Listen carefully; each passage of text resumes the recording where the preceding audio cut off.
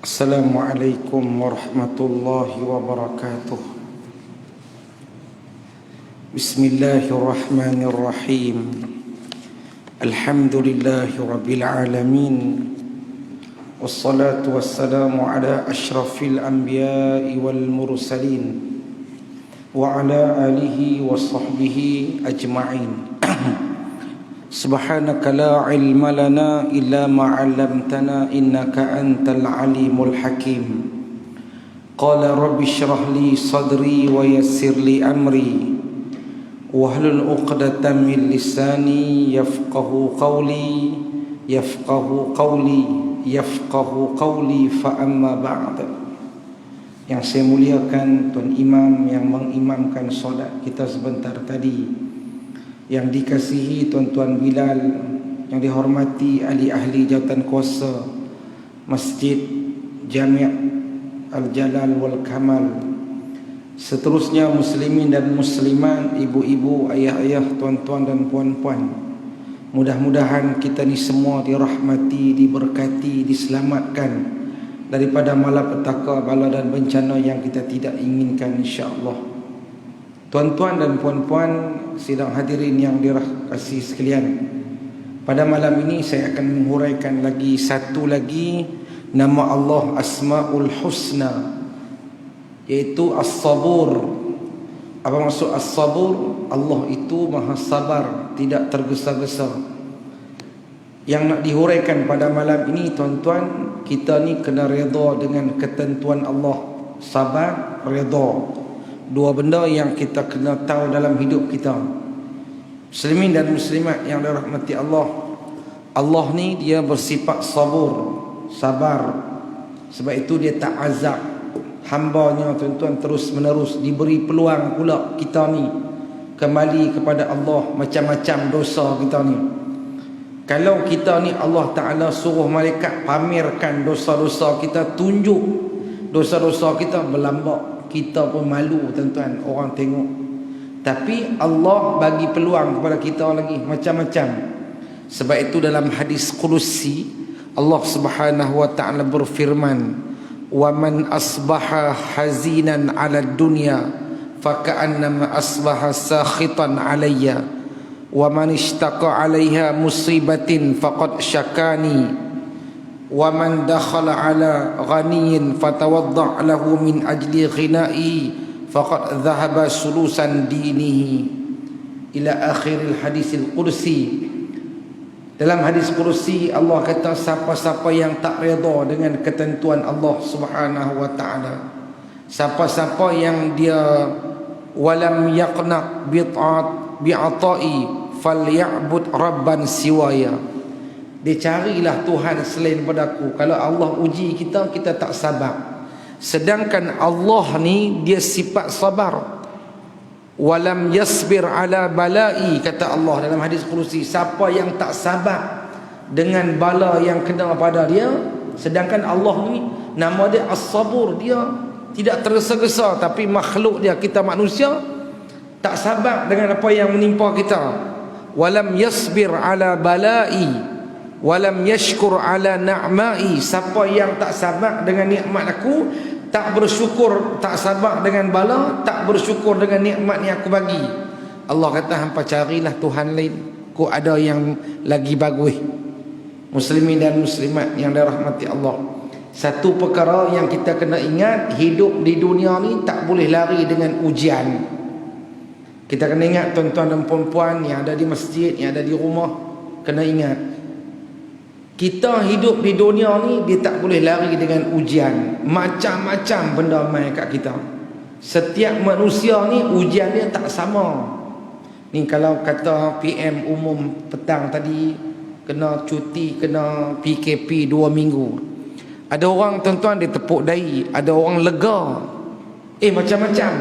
Ada orang tepuk dahi, Allah, 4 harakat, 6 harakat gitu.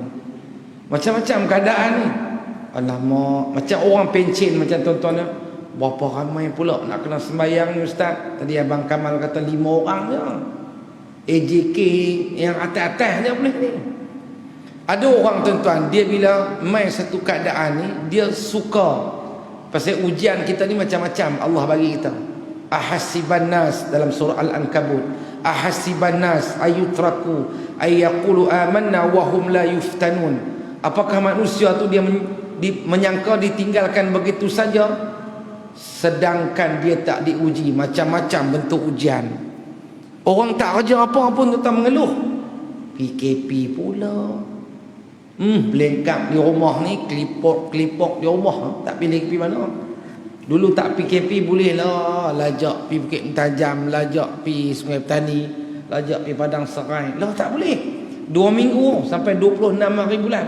Tapi dalam kereta 2 orang dia boleh lah. Tapi tak boleh sampai lajak-lajak ni 10 km. Sungai 2 Pajak Song, Pajak Song Payah Keladi, Payah Keladi Batang Situ, Penaga. Nak perkenal roti canai mamu duduk di situ pun tak boleh. Contoh, memang makan take away. Kita ni ujian Allah.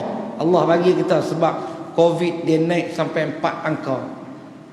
Gitu tuan-tuan. Kadang-kadang kita nak macam ni, dapat macam lain. Allah lebih tahu mana yang lebih elok untuk diri kita. Aw asa an tuhibbu syai'an wa huwa syarrul lakum. Kadang-kadang kata Allah, hang suka benda tu, wa huwa syarrul lakum, tapi dia tak elok bagi kita. Wallahu ya'lamu wa antum la ta'lamun. Surah Al-Baqarah ayat 216. Allah lebih tahu. Pasal apa mereka buat PKP ya? Allah Maha berkuasa. Orang pijak pandai cerdik bincang dah. Kita duduk Pajak Song ni ikutnya apa orang kata. Hak tentukan tu orang cerdik pandai pada kita. Bukan saya, orang cerdik pandai pada kita ni kita semua. Tuan-tuan yang dirahmati Allah, Islam ajak kita sifir mudah. Sifir mudah ni apa? Benda mudah aja. Orang yang dapat kejayaan, kesenangan, dia kena bersyukur. Macam-macam dapat. Boleh cucu pula tahun ni 3 orang sekaligus. Boleh cucu, bersyukur. Boleh nikmat-nikmat ni macam-macam. Sihat, tubuh badan, boleh main masjid, bersyukur. Ditimpa musibah, masalah, sabar, tawakal. Yang ni kita kata as-sabur. Allah ni mempunyai sifat ataupun nama Allah ni, Allah Ta'ala sabar dan tidak tergesa-gesa. Kalau ada 2 benda ni, maka termasuklah kita golongan yang beriman. Sabar, redha, tawakal tu sama lah. Tawakal kepada Allah tu je. Apa sebenarnya kata as-sabur ni? Redha dengan ketentuan Allah ni. Apa makna dia? Redha dengan ketentuan Allah. Allah berfirman dalam surah Ali Imran ayat 139, wala tahinu wala tahzanu wa antumul a'launa in kuntum mu'minin. Surah Ali Imran ayat 139. Allah kata, hampa jangan sedih, jangan lemah, jangan sedih. Kamu orang yang paling tinggi darjat di sisi Allah kalau kamu beriman kepada Allah. Jangan sedih, jangan lemah, jangan sedihlah. Allah sebut, Allah takkan bagi ujian kat kita ni. Kena abang kata kesabaran kita ni. Bila Allah ada sifat sabar, nama Allah As-Sabur. Hamba dia, kita ni kena sabar. Kena juga sabar. Sebab Allah dia takkan bagi ujian buat kita ni melainkan orang ni mampu tanggung. Mesti boleh. Contoh, isteri kehilangan suami, meninggal. Allah tahu dia mesti mampu. Walaupun teriak masa mayat tu ada di rumah tu, dia akan mampu hadapi benda tu. Allah tahu. Allah bagi meninggal suami dulu, isteri ada lagi, tu ujian tu. Allah tahu dia takkan jadi gila merian. Allah tahu tuan-tuan dia tak jadi gila dengan musibah tu. Allah tahu. Bahkan mungkin ada pengganti yang lebih hebat, ataupun Allah akan bagi ganti macam-macam, rezeki melimpah ruah macam-macam kat dia, tuan-tuan. Dengan syarat redha, sabar. Sabar, as-sabur yang kita baca malam ni, sabar dan redha. Sebab itu kisah Ummu Salamah banyak kali dah ulang kat sini, ulang balik pun tak apa. Kan dia kisah sahabat, kisah nabi-nabi ni kita ulang-ulang pun tak apa. Dengar dah ustaz, tak payah kata lagu tu. Cerita labu-labi tu 70 kali dia ulang. Tengah sofa tu kita tengok. Ummu Salamah ni isteri Nabi, salah seorang daripada isteri Nabi. Tapi bukan antara hak pertama kedua dah. Di antara nombor berapa tak ingat dah. Isteri Nabi Ummu Salamah, dia seorang janda muda. Janda muda ni tetap anak 4 kecil-kecil lagi. Suami dia Abu Salamah nama. Mati syahid dalam perang Badar. Dahsyat tuan-tuan nak punya pengorbanan dia.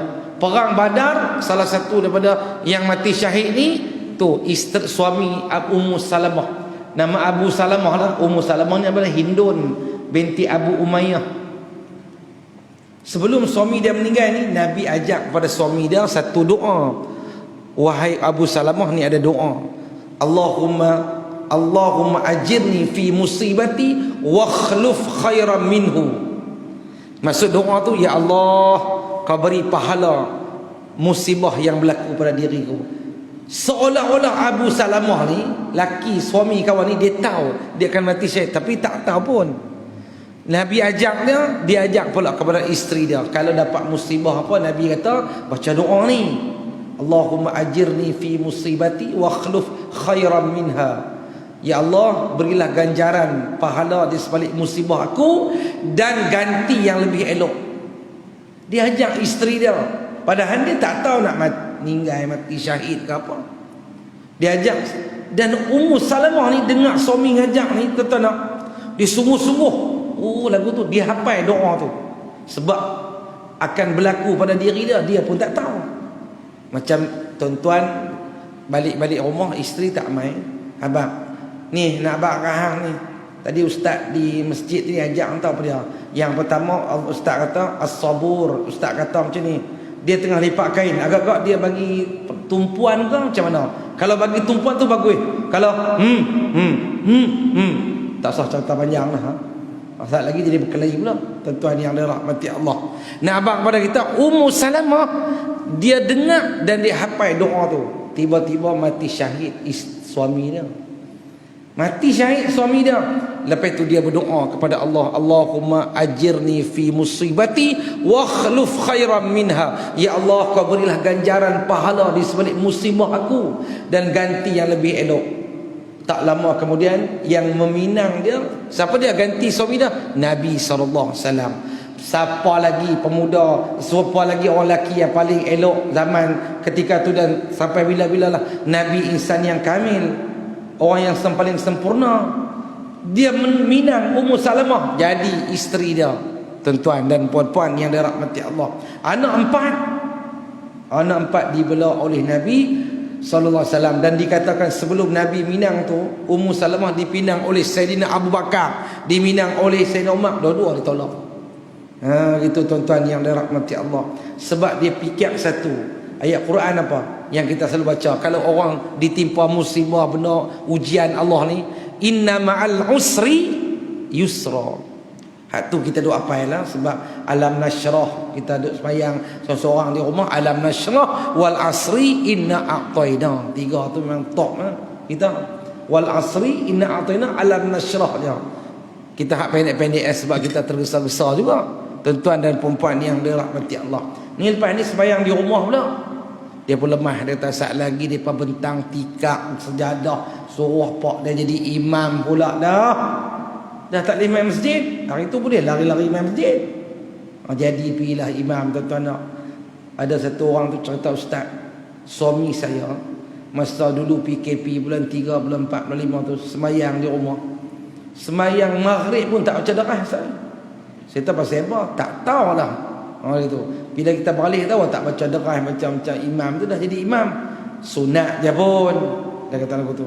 Sekali tu dia baca ustaz darah. Kami pun pakat tumpu je. Orang gitu. Dengar je. Bila bala waladhdallin. Amin. Isteri anak-anak lah. Laki. Surah apa nak baca? Bismillahirrahmanirrahim. Inna, kami ingat anzalna a'tayna kal kautsar. Saya kata jadilah pada tak baca langsung. Kemudian rakaat kedua inna a'tayna lagi. Saya nak tanya ustaz, sah tak? Sah. Dia tak baca pun surah sah. Dua-dua inna a'tayna lagu na ustaz. Boleh tak? Boleh. Allahu akbar. Dia jangan mudah menyusah-nyusahkan amal ibadat ni, tuan-tuan nak. Tapi kena faham betul-betul. Ustaz kata jangan susah-susah sangat. Semayang 5 waktu, mayang 3 sudahlah. Yang tu kayu tengah dua belakang kena buh. Tak boleh macam tu. Ingat Imam Al-Ghazali pesan dalam bab sabar ni dah. Dalam kitab Al-Arba'in fi Usuluddin, Al-Arba'in fi Usuluddin, kitab Imam Al-Ghazali sebut ada 10 sifat mahmudah, sifat terpuji. Salah satu dia apa dia? Yang Nabi, yang Imam Ghazali sebut, perkara yang pernah sabar dan redha, terima ketentuan Allah dengan penuh keikhlasan.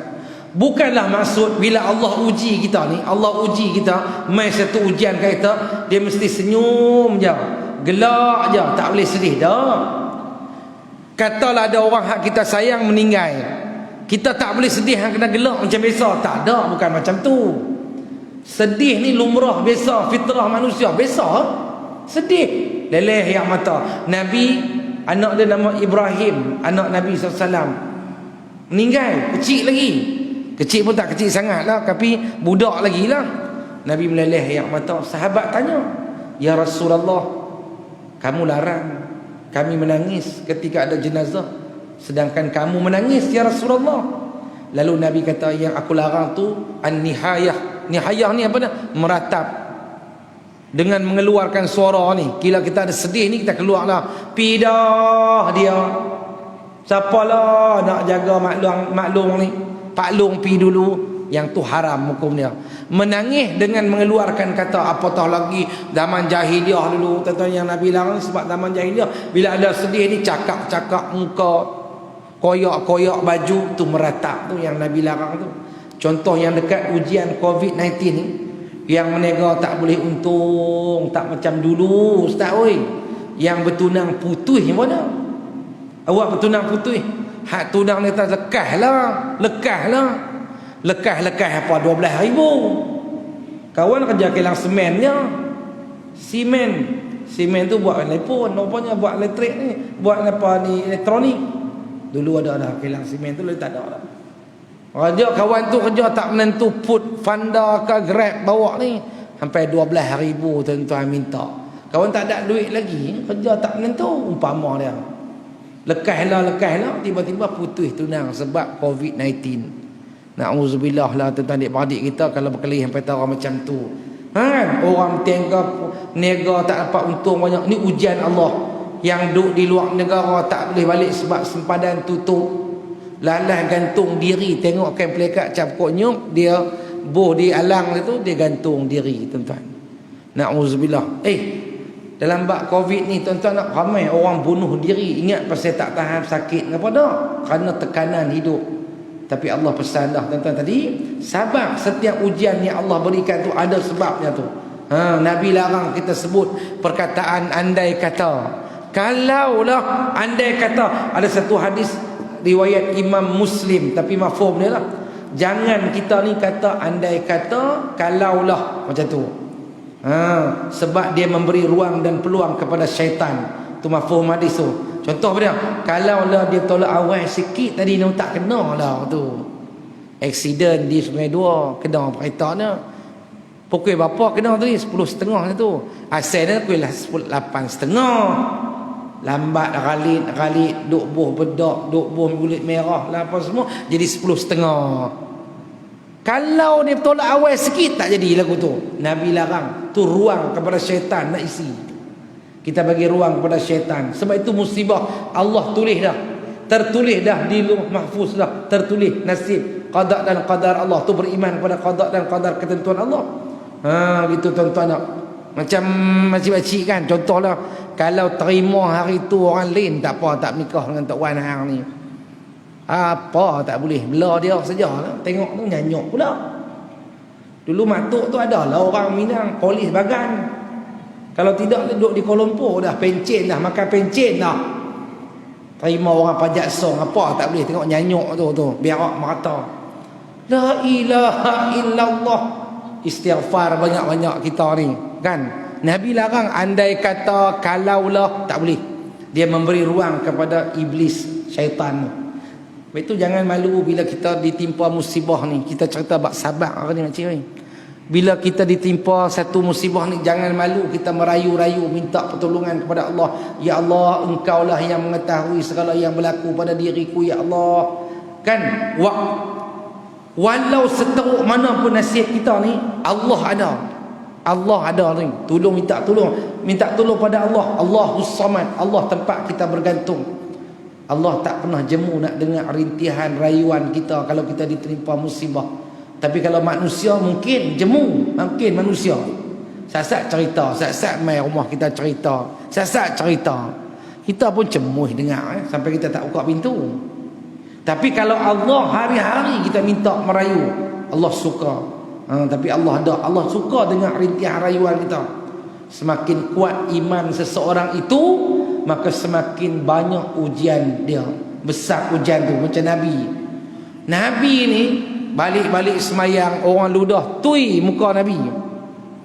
Balik-balik semayang, orang ludah muka Nabi. Allahu Akbar. Tuan-tuan, Nabi nak balas dendam tak?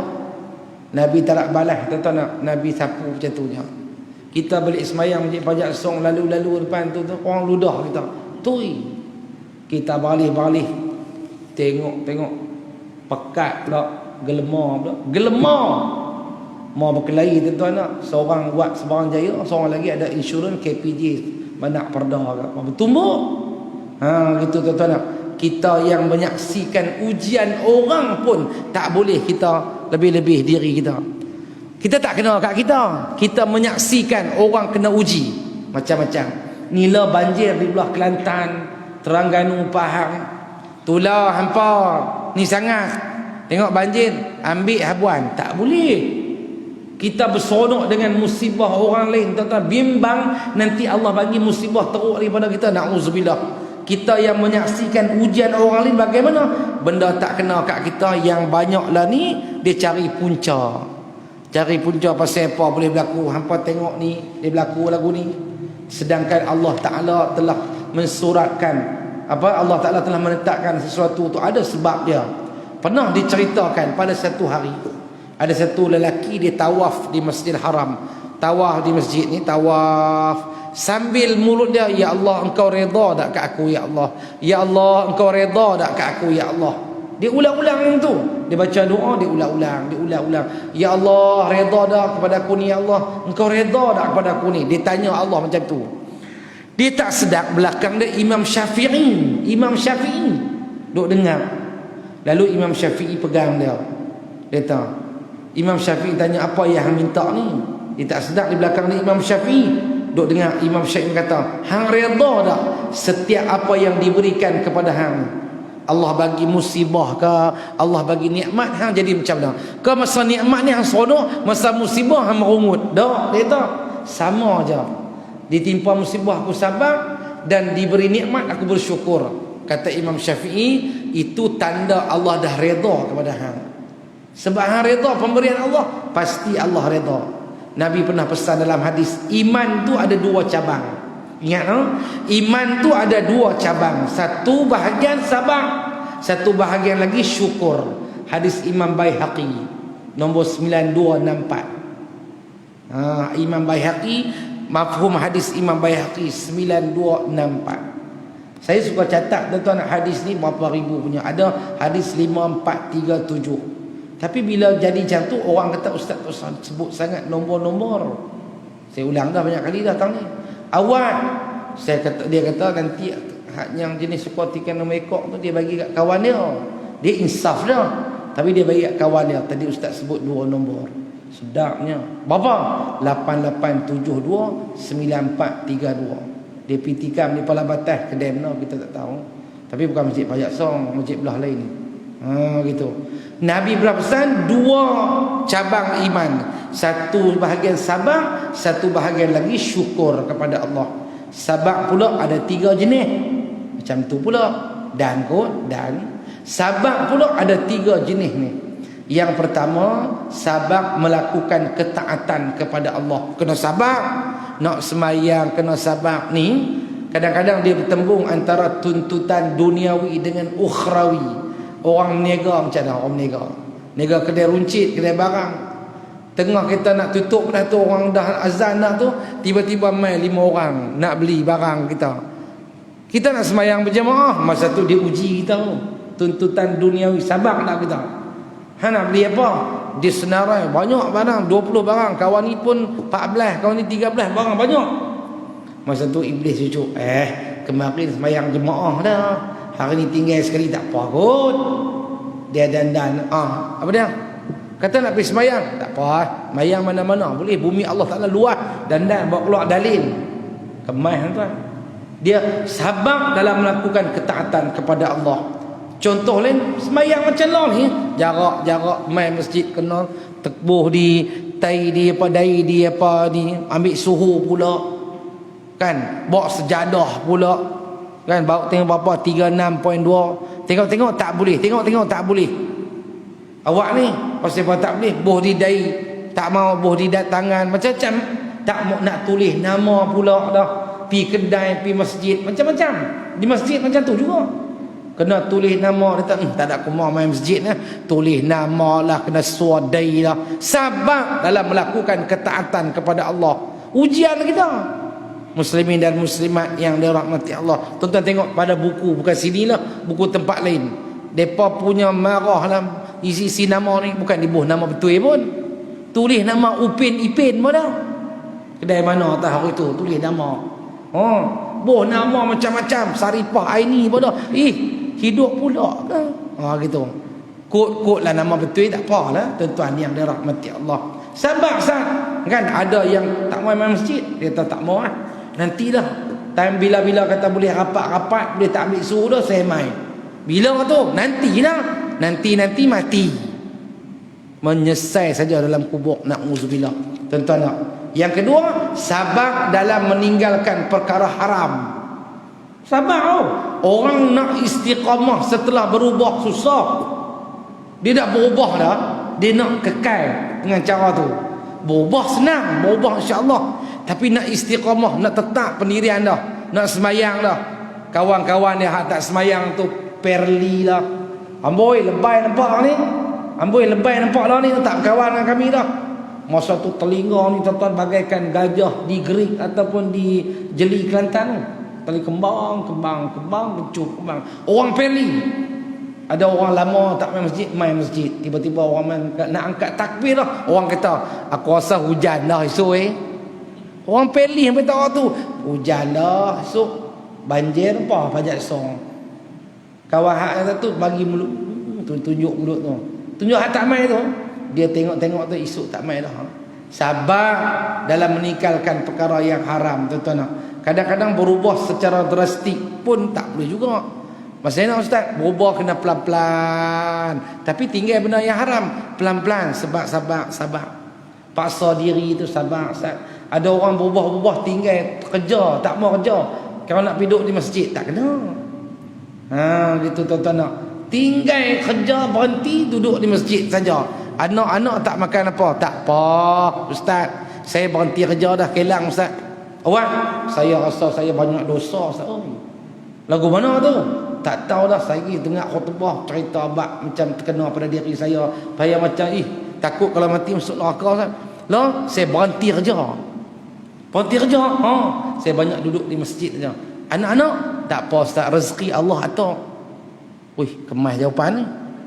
Dia kata, ustaz ingat tak cerita Nabi Ibrahim? Ya. Nabi Ibrahim dia tinggal anak dia dengan isteri dia di mana? Dia tanya kita balik. Ditinggal di tempat yang kering kontang, Siti Hajar dengan Ismail. Nabi Ibrahim tinggal. Ustaz tengok, tak ada apa. Tiba-tiba Allah Ta'ala kurniakan ayat Zam-Zam. Tu Nabi Ibrahim ustaz, ambil contoh. Tu Nabi Ibrahim, hang cucu Pak Ibrahim je. Bukan ada kaitan hang cucu Pak Ibrahim, pala batal je. Tak boleh. Kena. Itu satu ketika Saidina Umar, orang abang dia, wahai Umar, dalam masjid tu ada seorang pemuda, janggut panjang basah, menangis-nangis.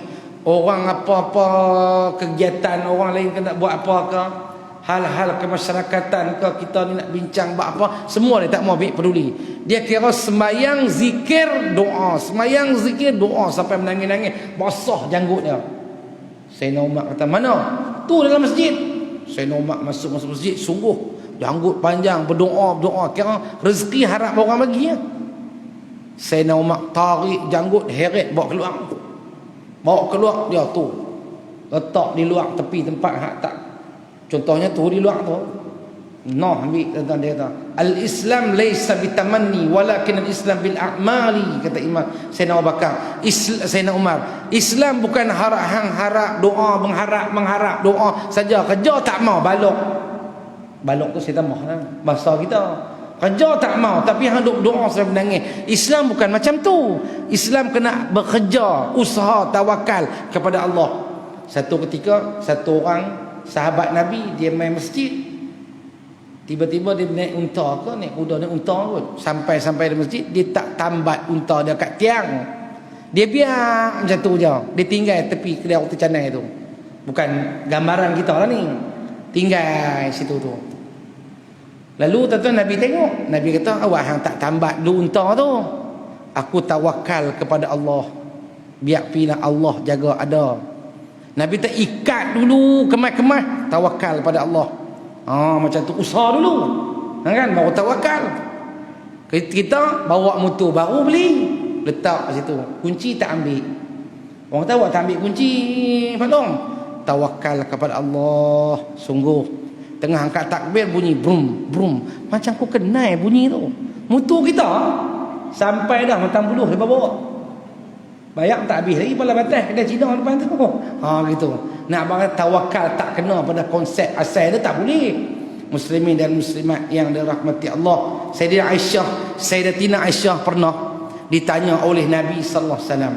Dia tanya Nabi, "Ya Rasulullah, amal apa yang dicintai Allah? Allah suka macam mana amalan kita buat ni?" Lalu Nabi jawab, "Yang dikerjakan terus-menerus walaupun sedikit. Beramallah sesuai dengan kemampuan kamu." Macam tu. Kata Sayyidatina Aisyah, "Ya Rasulullah, macam mana yang kata ni? Yang kata apa ni amalan paling bagus ni?" Kata Nabi, dikerjakan terus menerus kita ni. Mayang sunat 2 rakaat je maklum, tapi hari-hari kita buat. Bagus. 2 rakaat je.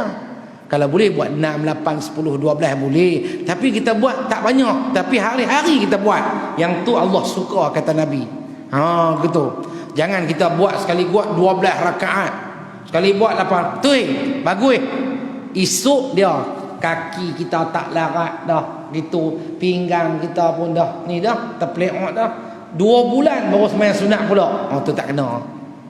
Gitu. Sikit-sikit buat gitu amalan. Kata Nabi, Allah suka atas kemampuan kita. Satu orang cerita, saya ni suka sembahyang sunat duduk ustaz. Ada orang tengok lain macam. Kita kalau dia tengok macam tu, tanya dia, ada masalah dah, apakah kok lah saya tak kena ke saya buat benda ni? Dia tahu sembahyang duduk, dia tak nampak cergah je. Dia tak kaki tak pelarat, rakaat mula berdiri, rakaat kedua dia duduk. Boleh. Kawan tu kata, "Amboi, tadi pergi pasar malam pusing sampai 2-3 kali cari kuih dangai tak jumpa." Boleh je sembahyang sunat 2 rakaat. Habis panjang dangai kapal balik keluar. Padahal hakikatnya boleh sembahyang sunat duduk. Silakan. Pada tak buat langsung, Nabi kata kat Sayyidah Aisyah, buat atas kemampuan kita. Tu 2. Nombor 3, sabar dengan ujian Allah yang kena kat kita. Tu kena redha, kan? Abu Hurairah meriwayatkan Nabi pernah ditanya, "Ayyun nas asyaddul bala?" Siapakah manusia yang paling besar bala ujiannya, dahsyat? Nabi jawab, "Al-anbiya", nabi-nabi. Summa as-salihun, kemudian orang-orang soleh kena. Tuan-tuan pernah dengar kisah Nabi Yahya. Nabi Yahya tu nabi, diuji, dahsyat. Uji macam mana? Ujian dia kena penggal leher, kena potong. Kena potong nak mati Nabi Yahya. Asal dia apa dia? Asal dia seorang raja yang zalim, nama Raja Hirdaus. Bunyi macam itulah, Hirdaus nama dia. Nak kahwin dengan anak tiri dia. Ada kata anak menakan. Anak menakan dia sendiri, anak tiri dia sendiri ni. Ada kata anak tiri, ada kata menakan lah. Lalu raja tu jumpa Nabi Yahya. "Wahai Yahya, boleh dah aku nak kahwin dengan ni?" Nabi Yahya kata, "Jangan. Kalau kahwin juga, Allah turun malapetaka, bala bencana. Tak boleh." Kata maharaja tu, takkan tak boleh, aku seorang je. "Tak boleh juga wahai raja." Kepada Yahya tadi kata, Nabi Yahya kata tak boleh. Lalu dia tangkap Nabi Yahya, kurung paksa, suruh kata boleh. Paksa-paksa Nabi Yahya kata tak boleh, tetap nanti malah petaka bala turun bukan kena kita saja, semua orang kena yang ada. Lama-lama kelamaan Nabi Yahya tak mau ubah dia punya fatwa dia tu, dia potong penggal kepala Nabi Yahya. Ujian yang besar ni main kepada siapa? Nabi-nabi dulu. Nabi Zakaria ayah dia. Nabi Zakaria ayah Nabi Yahya ni. Bani Israel ligan dia menyorok dalam pokok. Nyorok dalam pokok, tuan-tuan nak sengah. Bani Israel tahu ni ada Nabi Zakaria dalam ni. Dia ambil gergaji potong kena badan ni. Kena dah badan ni. Nabi Zakaria kata aduh sakit, aduh. Macam itulah bahasa kita. Lalu Allah kata wahai Zakaria, kalau kamu merintih mengadu lagi sakit macam tu, aku terbalikkan penduduk dunia ni. Nabi Zakaria duduk diam, putus badan dia dua. Tu macam-macam kena. Nabi Ayub alaihissalam kena penyakit macam-macam, kena penyakit kulit. Penyakit kena kat Nabi Ayub ni penyakit kulit yang macam pula lah. Kena penyakit kulit. Berapa tahun dia kena? Ada kata 18 tahun dia kena penyakit tu. Tapi Allah Taala bagi nikmat dia 70 tahun. Anak-anak habis tak ada, bangunan harta habis tak ada, tapi dia sabar. Dia berdoa pada Allah, ya Allah kalau nak bagi kena penyakit kulit ni aku redha ya Allah, tapi lidah aku ya Allah pelihara untuk aku menyebut zikir kepadamu ya Allah. Hebat. Sehingga tuan-tuan nak, so isteri dia yang setia tu tunggu Nabi Ayub alaihissalam, tunggu. Lalu kata isteri dia, wahai Ayub engkau Nabi, mintalah ke Allah. Kata Ayub, aku malu, Allah bagi nikmat macam-macam lah kat aku, tapi Allah bagi aku sakit baru berapa tahun saja. Nabi Ayub tak minta. Isteri dia nak beli makanan, kerja dengan orang ni tuan-tuan, kerja dapat upah beli makanan untuk suami sakit di rumah. Punya bagus isteri yang setia macam tu. Kemudian tuan-tuan tak ada duit dah ni, nak buat macam mana ni? Isteri Nabi Ayub ni sanggui dia ada dua ke tiga. Dia potong sanggui tu kerat, jual rambut dia sendiri, sanggui jual. Ada orang beli masa tu kot, jual dapat duit beli makanan. Nabi Ayub tanya, dapat mana duit ni? Dia tak boleh nak cakap dah. Dia buka tudung dia, tunjuk kepala ni, botak, aku jual rambut ni. Nabi Ayub kata, aku sihat, aku pukul hang 100 kali. Dikatakan Nabi Ayub sihat, Nabi pukul, tapi guna lidi macam tu lah. Botak pula jual. Makcik kalau duit tak ada lagi, tak tahu nak buat apa ni, gulung sanggui, ikat tu, gunting, pergi jual semalam pala batas. Ada orang nak beli tak? Kesapa nak beli, berkutu pula kita. Tapi Nabi Ayub zaman tu punya hebat tu. Nak abang kata, tapi akhirnya Nabi Ayub minta, Allah tak ada turunkan hujan ke ayak ke, ambil ayak tu sapu minum. Elok kulit Nabi Ayub alaihissalam, lebih elok daripada asalnya. Dia laksanakan nazar ni, tiba isteri dia jual rambut tentu 100 kali, tapi tak kuat lah. Muslimin dan muslimat yang dirahmati Allah, malaikat bila tengok tuan-tuan orang sabar, malaikat doa apa? Sabar, salamun alaikum bima sabartum. Ucapan malaikat kepada orang-orang yang sabar. Ingat, bila mai ujian sakit, dia tebus dosa-dosa kita. Yang tu kita kena ingat. Sakit ni dia tebus dosa-dosa kita. Ada orang di akhirat nanti dia pergi ke Allah Ta'ala, malaikat tunjukkan amalan-amalan yang pernah dia buat. Tuan-tuan, tiba-tiba tuan-tuan nak, tak ada. Bukan tak ada langsung lah, kurang lah. Lalu ditanya macam mana mai amalan dia, apa ni dosa-dosa dia Allah ampunkan. Lalu malaikat kata, dulu masa hidup di dunia ni hang diuji macam-macam. Duit tak ada, tak meminta-minta. Lagi Allah uji macam-macam lagi, tapi sabar dengan ketentuan Allah. Akhirnya di-delete, dihapuskan dosa-dosa kita ni.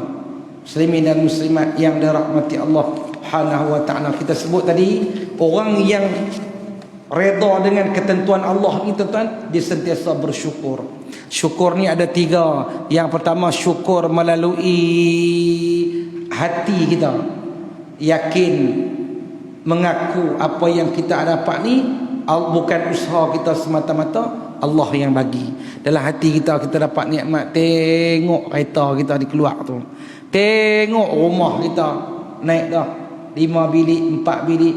Kita kata kalau aku tak pindah mai panas batas ni, duk tang ni dah kerja ni, tak boleh dapat. Bukan aku tu, Allah yang bagi. alhamdulillah, syukurlah Allah Ta'ala bagi. Dalam hati dia banyak sebut syukur, banyak-banyak syukur dengan lidah. Bila orang puji kita kelebihan yang ada, terus kata semua ni Allah bagi. Hang ni cerdik, yang tu gaji besar, tu dapat banyak macam tu, apa ni duit boleh buat macam-macam. Dah Allah yang dah hantar dah di lidah kita. Tu orang Arab, dia buat rumah besar-besar, dia tulis depan rumah dia, hadza min fadli rabbi, yang ni adalah kelebihan Tuhan aku yang bagi, Allah. Supaya dia tengok, dia tak jadi sombong dengan orang. Lidah. Kemudian dengan perbuatan. Ada lebih sikit adik-beradik mana susah di Semanggagah ke, kita pi hantar apa ke. Adik-beradik kita ada duduk di Lahad Yui, kita pi makan kita. Tu syukur dengan perbuatan kita. Orang kampung kita, orang pajak song, ada hak tak kerja, ada hak macam mana kita tahu. Kita beli lauk ikan temenung lebih sikit di Penaga pasar Pekan Ahad, kita beli 2 kilo, sekilo ni kita pergi hantar ke rumah dia. Agak-agak dia malu, kita ambil kita punya hak pemberian kita suruh anak kita hak bongsu tu pergi rumah tu, abang kata abah bagi. Dia tengok budak dia tak segan sangat. Tu syukur dengan perbuatan. Ada benda gitu, ada yang dia dapat, dia boleh kongsi dengan orang lain. Syukur tuan-tuan yang dirahmati Allah. Dalam bab ni juga tadi, hadis tadi kita baca hujung tadi, Nabi kata, jangan kamu hormat seseorang itu.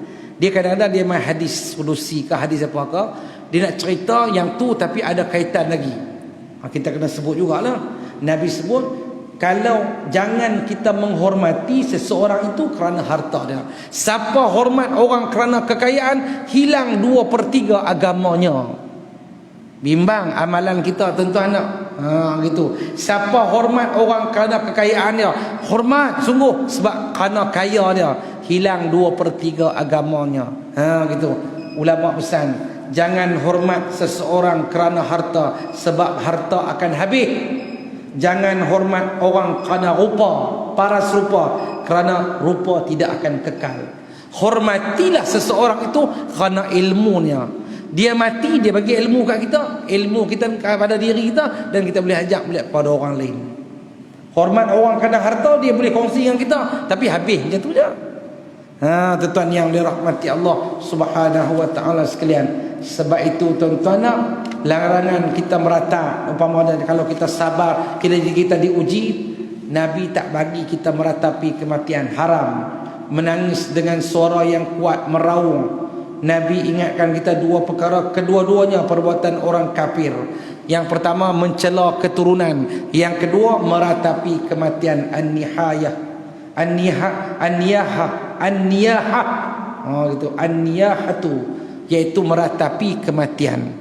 Tuan-tuan dan puan-puan yang dirahmati Allah, Nabi pesan 2 perkara yang kedua-duanya perbuatan orang kafir, kita tak boleh ikut. Yang pertama mencela keturunan, yang kedua meratapi kematian bila ada kematian. Gitu tuan-tuan yang dirahmati Allah. Itu Sayyidina Ali pernah pesan, man kana yaumihi khairan min amsihi fahuwa rabihun. Jadilah orang yang sabar, orang yang redha, dan orang yang beruntung. Antara orang yang beruntung, kata Sayyidina Ali, siapa dia? Hari ini lebih baik daripada hari kemarin.